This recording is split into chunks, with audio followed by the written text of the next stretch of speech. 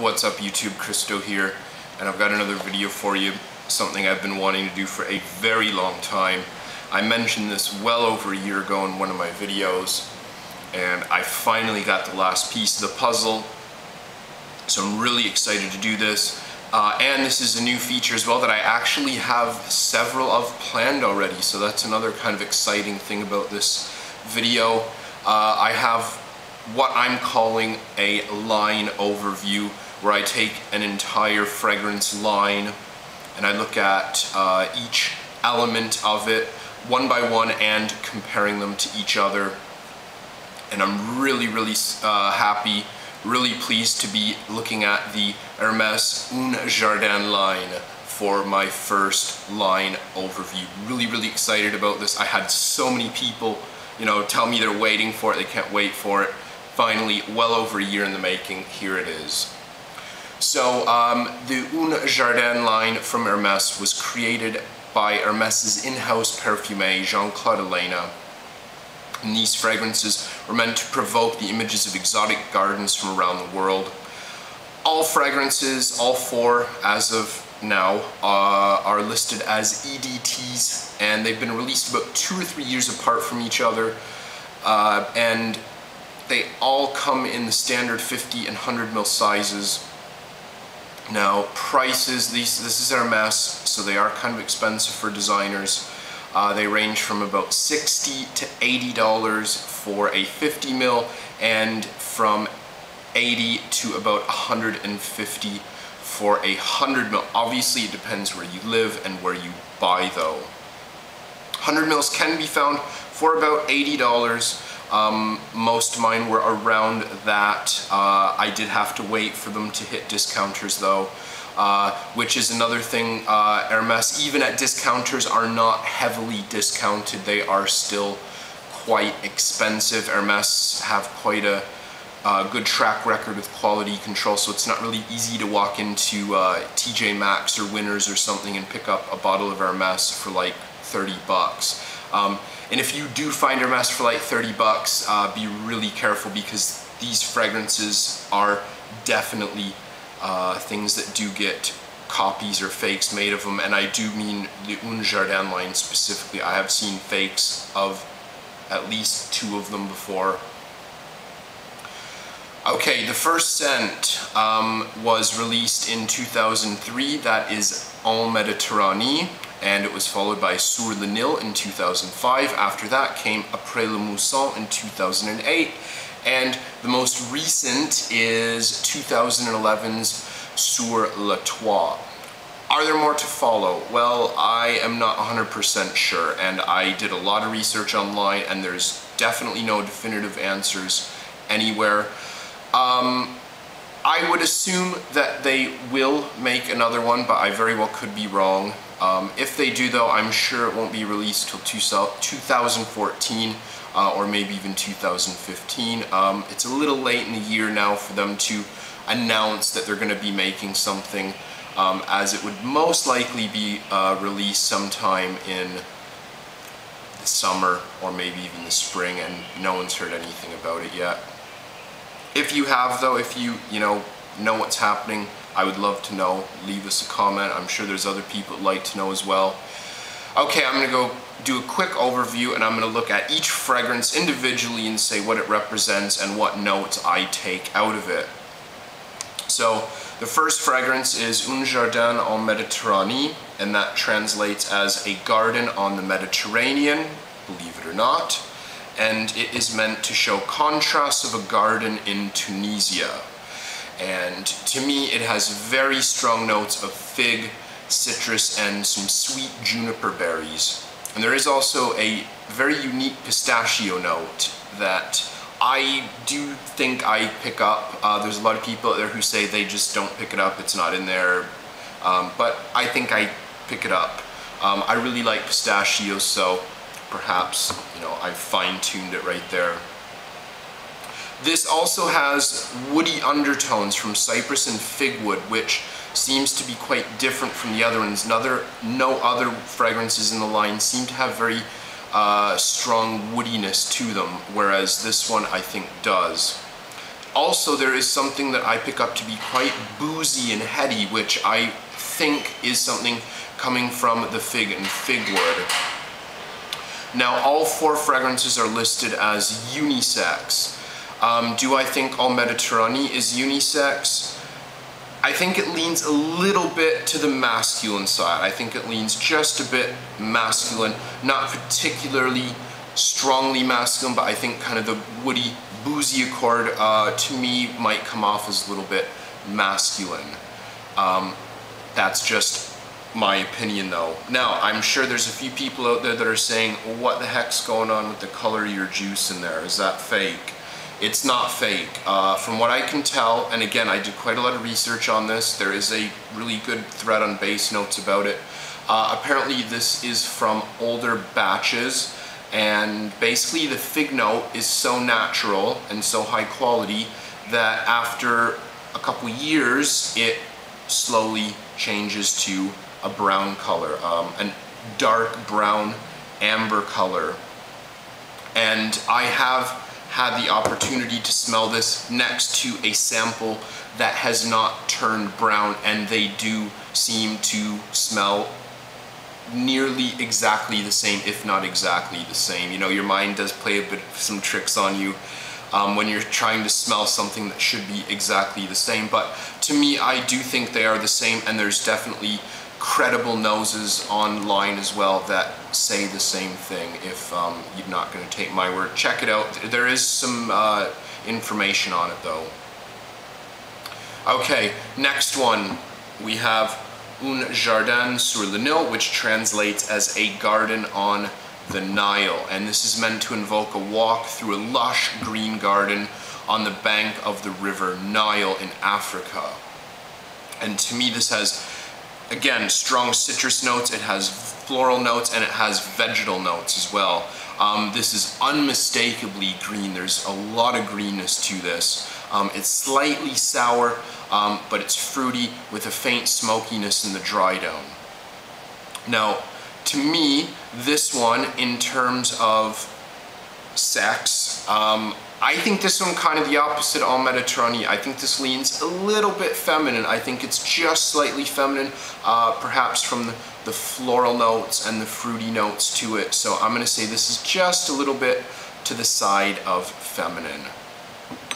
Next fragrance is Après la mousson, and this translates as a garden after the monsoon. And this is meant to represent growth and rebirth in a fertile garden in the Indian subcontinent. Now, to me, this has very strong fermented feeling, what I best describe as fermented melon. And it also has a very buttery ginger and ginger leaf note in this as well. And it's also got exotic South Asian spices. To me, I think this is very smooth, very watery, and very fresh. And in terms of sex, I do think this is the only one from the line that is straight down the line. I think this is really, really unisex. There's nothing masculine nor particularly feminine in it. And as well, this is the only fragrance from the line I have done a review for. If you're interested, have a look. And the fourth fragrance is Un Jardin sur le Toit, which translates as a garden on the roof, and this is meant to represent a garden paradise found in urban Paris. And I get fresh green grass out of this, not cut grass, but still growing out of the earth, like very, very fresh green grass. I get red apple and pear notes, and also I do get very delicate florals, mostly rose to my nose. To me, this comes off as fruity and aromatic, and this is actually meant to represent a very specific garden, the garden on the roof of Hermès's 24 Faubourg boutique, which is quite interesting because it does actually give us a specific time and place of where this garden is meant to come from. Now, to me, in terms of gender, Sur le Toit, again, leans a little bit to the feminine side, again, with the kind of fruitiness and the floral qualities to it. I'm a very, very big believer in not to worry about classifications of gender, whether that be you know, masculine, feminine, or unisex. You know, if some people don't like unisex fragrances because they want something that smells masculine, or they do want something that smells feminine. So seriously, don't dismiss any of these or any other fragrance until you've at least tried it, okay? So let's get into performance, how these fragrances compare against each other. Now for my first two categories, I am going to be looking at transparency and development. And there's a bit of a special story with these and that, because these are all made by Jean-Claude Ellena, like I mentioned. And his fragrances are famous for being transparent and or linear. So I wanted to talk about that first, because the thing is, some people dismiss or criticize a fragrance for being linear or transparent. They think it's too simple, it's unchallenging to the nose, or they just find it plain boring. Now, I think that can be true, but when you have a master doing it, someone who really knows what they're doing, I feel that it can be very complex, on the contrary.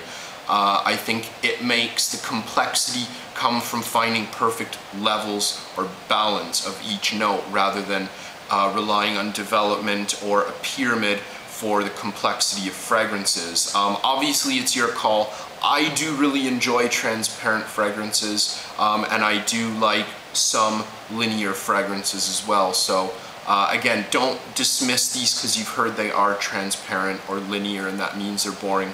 Try them for yourself first. I think, you know, you will like these even if you're not into linear fragrances. Now, in terms of the ratings, I'm going to go from most to least, okay? So, in terms of transparency, what is the most transparent? Well, to me, it is Sur le Toit, and beautifully so. I think the transparency of this fragrance is just so beautiful. It doesn't even smell like you're wearing something after a while. It almost smells like you're in the surroundings. It's so transparent feeling, and you know, I just love how it works in that sense. After that, I find Après le Mousson to be the most transparent, followed by Sur le Nil, and then followed by En Méditerranée. Now in terms of development, again, this one's going to be kind of reverse, though, that's the thing.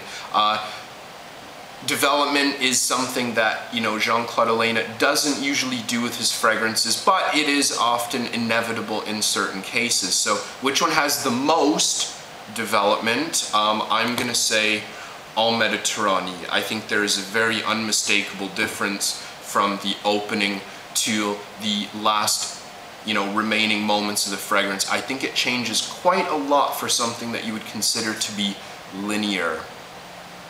After that, I would say Sur le Nil, followed by Sur le Toit, and then Après le Mousson. To me, Après le Mousson is like exactly the same from the second you spray it on until it's gone. It's almost exactly the same. It's really interesting. Projection, okay, so which one has the best projection? To me, that is Après le Mousson. I think this has very good projection, actually. I've been wearing it quite a lot recently, and I notice it on myself for considerably longer than the other fragrances.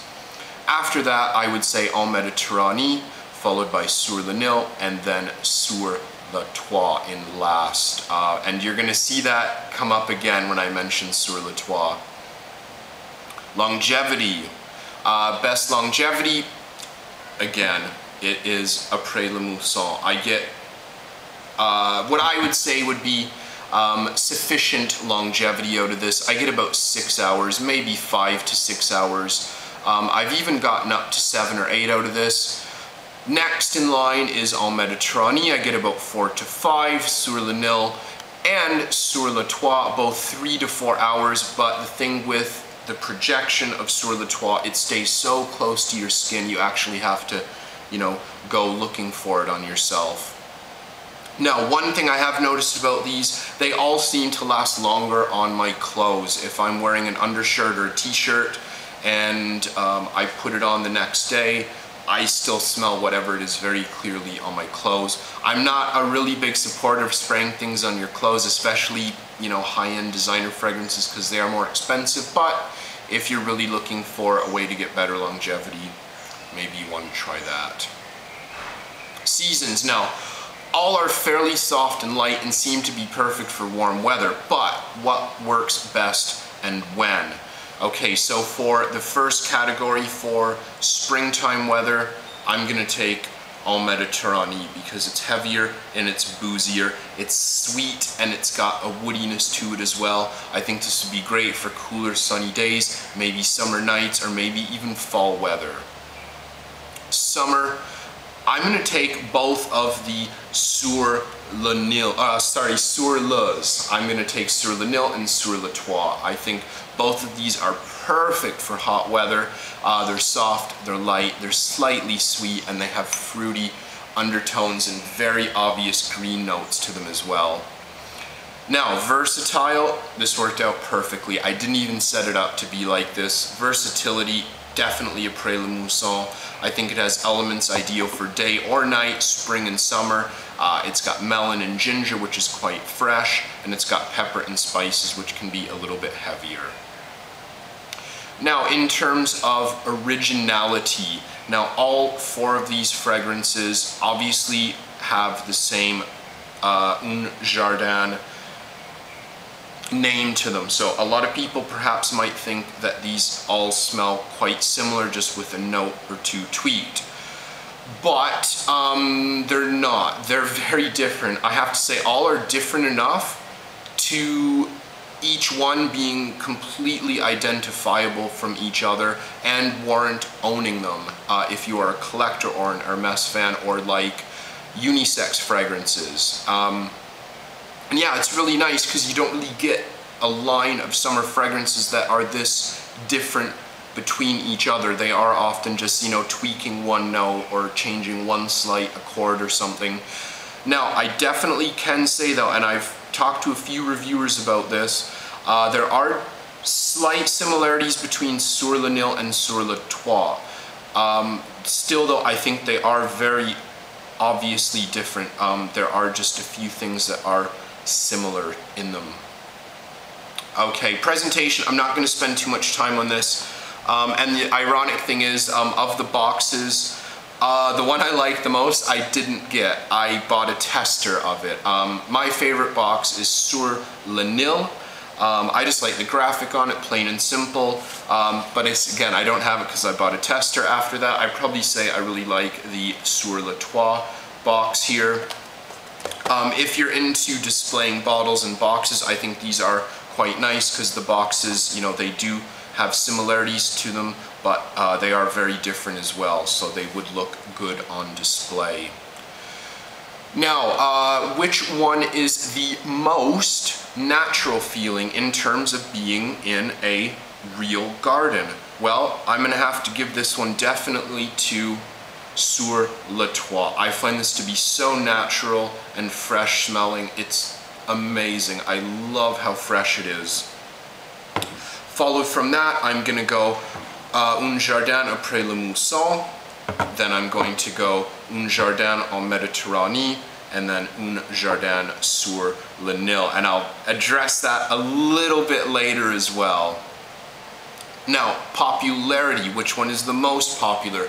Absolutely 100% without a doubt, Sur le Nil, especially in the YouTube arena.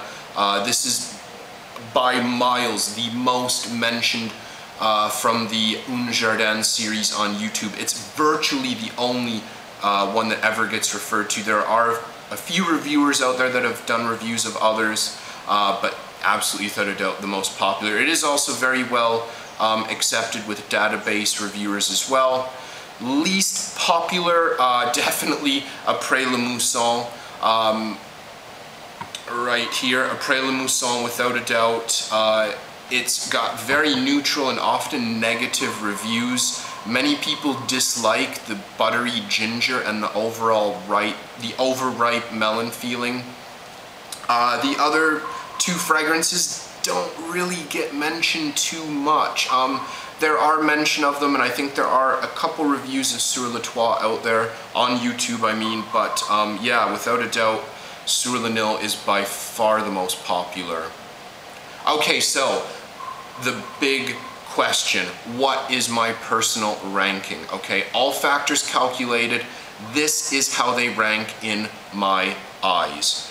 So, number 4, my least favorite of the 4 fragrances. Now, let me say before I announce this number, I really enjoy all 4 of them. But number 4 has something that really irks me about it, and I can't get past it. Number 4 is Un Jardin Sur Le Nil.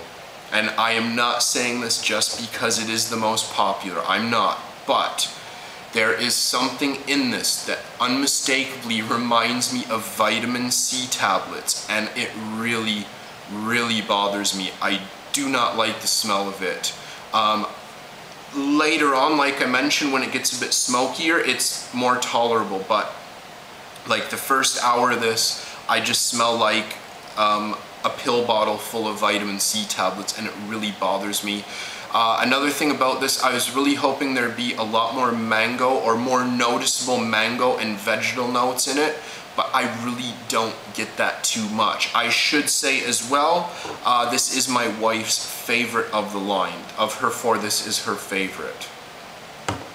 Number 3, Un Jardin Sur Le Toit. I love this one. I really love this one. And you're probably saying, why did you put it in number 3? Well, based on some of the rankings for it, you know, I don't really find it to smell too much like Sur Le Nil. There are some similarities to it, but the longevity is not what I want, especially when it's teamed with the very mild projection as well. You know, if it had the projection amped up a little bit, I would probably put it higher in the listing. I do love the red apple and the pear note with the rose and the fresh grass. It is beautiful. If Hermès did an extreme EDP of this, I would be all over it, and I would probably, you know, throw all my other summer fragrances away, and that would be king or queen or gender neutral ruler of them all. Okay, number 2, my pick is Un Jardin en Méditerranée. I really like the fig. I like the slightly sweet juniper berries, the boozy feeling, the woodiness that makes it a little bit different from the others. The pistachio is really nice. It's got good projection and longevity, but perhaps it's a bit too samey for me. It definitely does strike me as something I have smelled before.